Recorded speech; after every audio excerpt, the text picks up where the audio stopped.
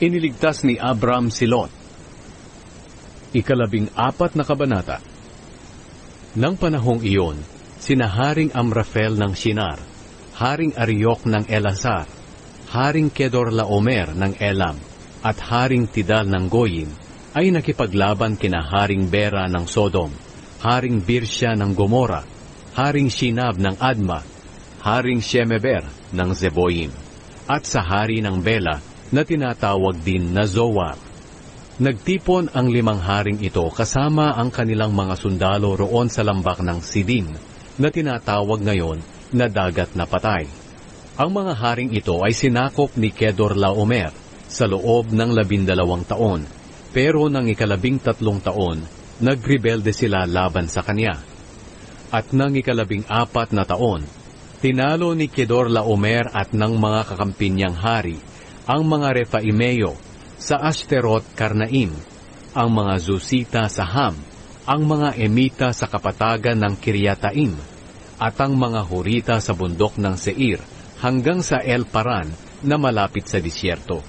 Mula roon, bumalik sila at nakarating sa En Mishpat na tinatawag ngayong Kadesh, at sinakop nila ang lahat ng lupain ng mga Amalekita at mga Amoreo na nakatira sa Hazazon Tamar.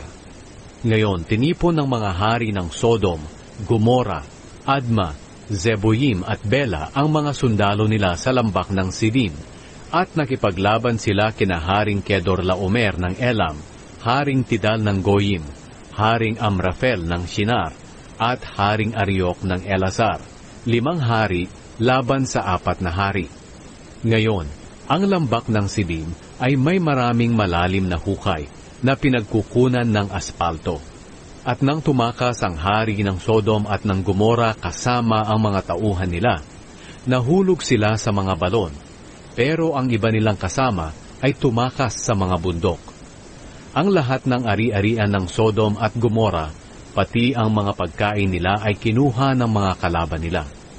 Nabihag din nila si Lot na pamangkin ni Abram, at kinuha ang mga ari-arian nito dahil doon siya nakatira sa Sodom. Pagkatapos itong makuha ng mga kalaban, umalis agad sila. Ngayon may isang nakatakas at nagbalita kay Abram na Hebreo tungkol sa nangyari. Si Abram ay nakatira malapit sa malalaking puno ni Mamre na Amoreo. Si Mamre at ang mga kapatid niyang sina Eshcol at Aner ang mga kakampi ni Abram. Nang marinig ni Abram na binihag ang kamag-anak nila, tinipon niya agad ang 318 niyang tauhan na talagang maaasahan, at hinabol nila ang 4 na hari hanggang sa Dan. Kinagabihan, hinati ni Abram ang mga tauhan niya, at nilusob nila ang mga kalaban, at natalo nila ito. Ang ibang nakatakas ay hinabol nila hanggang sa Hoba, sa hilaga ng Damascus. Binawi nila ang lahat ng ari-arian na inagaw ng mga kalaban.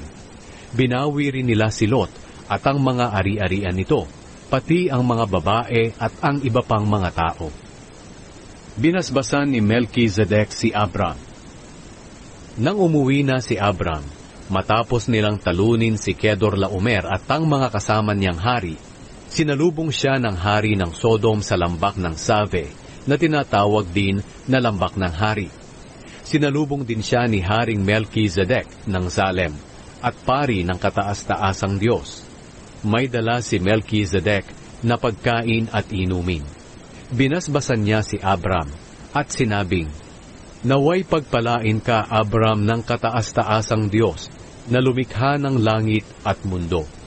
Purihin ang kataas-taasang Diyos na nagbigay ng tagumpay sa iyo, laban sa mga kaaway mo." Pagkatapos ibinigay ni Abram kay Melchizedek ang 10 bahagi ng lahat ng bagay na nakuha niya sa labanan. Ngayon sinabi ng hari ng Sodom kay Abram, "Sa iyo na lang ang lahat ng ari-arian ko na nabawi mo, pero isauli mo lang sa akin ang lahat ng tauhan ko." Pero sinabi ni Abram sa hari ng Sodom, "Isinusumpa ko sa harapan ng Panginoon, ang kataas-taasang Diyos na siyang lumikha ng langit at mundo, na hindi ako kukuha ng kahit anumang ari-arian na galing sa iyo, kahit sinulid, o kaya'y tali ng sandalyas, para hindi mo masabing ikaw ang nagpayaman sa akin. Hindi ako tatanggap ng kahit anuman para sa sarili ko.